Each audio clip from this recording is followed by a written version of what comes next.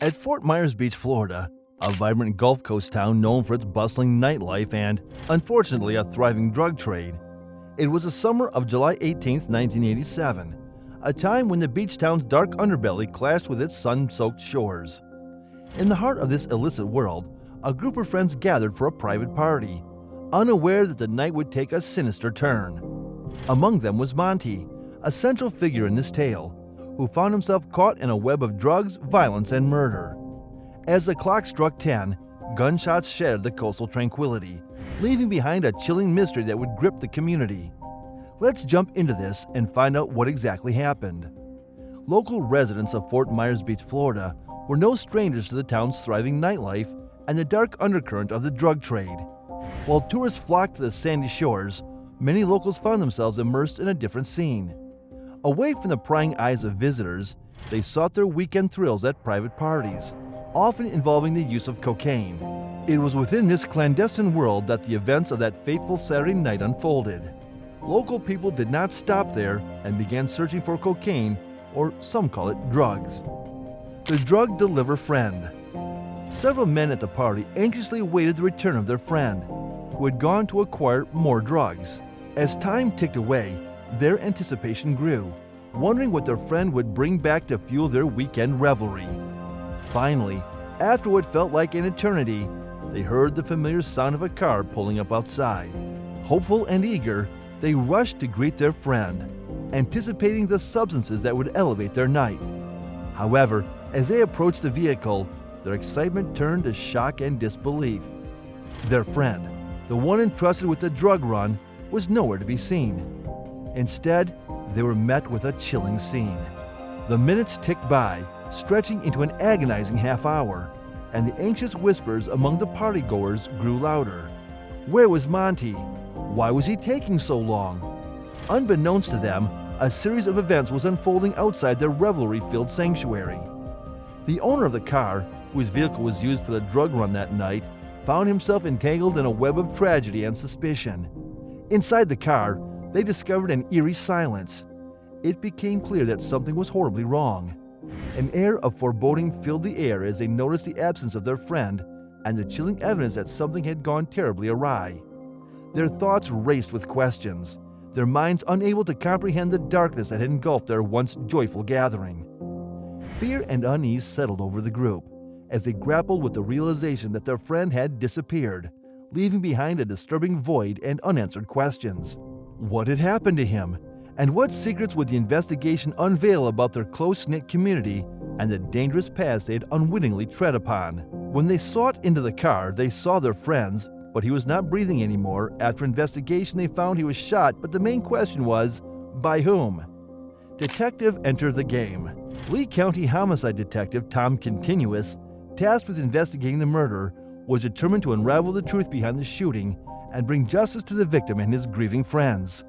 As he delved into the case, he gathered information from witnesses, friends, and associates of the victim, including the car owner, to piece together the events leading to the fatal shooting.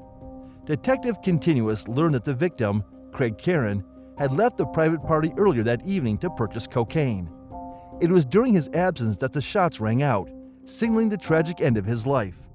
The car owner, who had been waiting for Craig's return, discovered his lifeless body inside the vehicle, confirming the brutal nature of the crime. Based on the evidence at the scene, including the presence of 7 empty .22 caliber shell casings near the driver's door, investigators determined that Craig had been shot at close range with a .22 caliber firearm. The autopsy further revealed that Craig had sustained 8 bullet wounds in his upper body, painting a grim picture of a violent and targeted attack. Detective Continuous, with his experience investigating homicides, recognized the significance of the evidence and the chilling nature of the crime. The close range and multiple bullet wounds suggested a deliberate and personal act of violence. As he continued his investigation, he carefully scrutinized every detail, searching for leads that would help him identify the perpetrator and uncover the motives behind the shooting. While the car owner's fingerprints were found on the vehicle, Detective Continuous understood that this did not necessarily make him the shooter. However, the circumstances and the connection between the car owner Craig and the drug trade made him a person of interest in the investigation. Who was Jeff Sagonet? Jeff Sagonet, The alleged drug dealer was a young and notorious figure in the Fort Myers Beach community. With a reputation for being a mid-level player in the drug trade, he had established himself as someone not to be crossed. Known for his penchant for violence, Jeff had garnered a sense of fear and respect among those involved in the illicit activities of the town. Detective Tom Continuous recognized the significance of Jeff's presence in the investigation.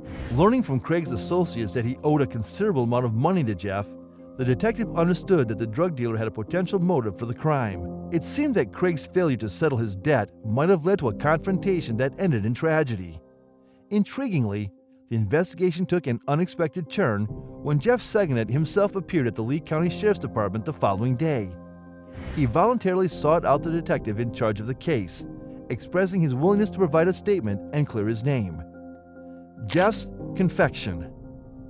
Jeff claimed that he and his girlfriend had been at a restaurant having a late dinner at the time of the murder. He insisted that he had briefly spoken to Craig in the restaurant's parking lot before they sat down to eat. To support his alibi, Jeff handed Detective Continuous a receipt from the restaurant, and the waitstaff confirmed the couple's presence during the claimed time frame. While the alibi seemed airtight, Detective Continuous couldn't shake off his suspicion. He had investigated enough homicides to recognize when someone was trying too hard to cover their tracks. Jeff's meticulous efforts to establish his innocence, complete with witnesses and a receipt, raised red flags in the detective's mind. It appeared that Jeff was going to great lengths to create an ironclad alibi, but to Detective Continuous, it seemed more like an orchestrated facade. Driven by his gut instinct, Detective Continuous intensified his scrutiny of Jeff Seganet. He delved deeper into Jeff's background, digging into his criminal history, known associates, and previous encounters with law enforcement. As the pieces of the puzzle started to come together, the detective uncovered a dark side to Jeff's dealings, revealing a pattern of violence and coercion that had gone unchecked for far too long. Jeff got caught by detective. With mounting evidence against Jeff and the understanding that the alibi might be a smokescreen, Detective Continuous sought to gather additional proof to connect him directly to the crime. He worked tirelessly, pursuing leads, conducting interviews, and sifting through the underbelly of the drug trade to expose the truth. Finally, after months of relentless investigation, a breakthrough emerged. Forensic analysis linked a firearm found in Jeff's possession to the bullet casings discovered at the crime scene. The evidence was undeniable. The weapon used to end Craig's life belonged to the very man who had presented himself as an innocent party. Armed with this critical piece of evidence, Detective Continuous moved swiftly to apprehend Jeff Seganet. The arrest sent shockwaves through the Fort Myers Beach community, as the revelation of a drug dealer's involvement in the murder brought the dark underbelly of the town's nightlife to the forefront. So fellas, if you found this story intriguing, please consider liking, sharing, and subscribing to our channel for more captivating content. Meanwhile, thanks for watching.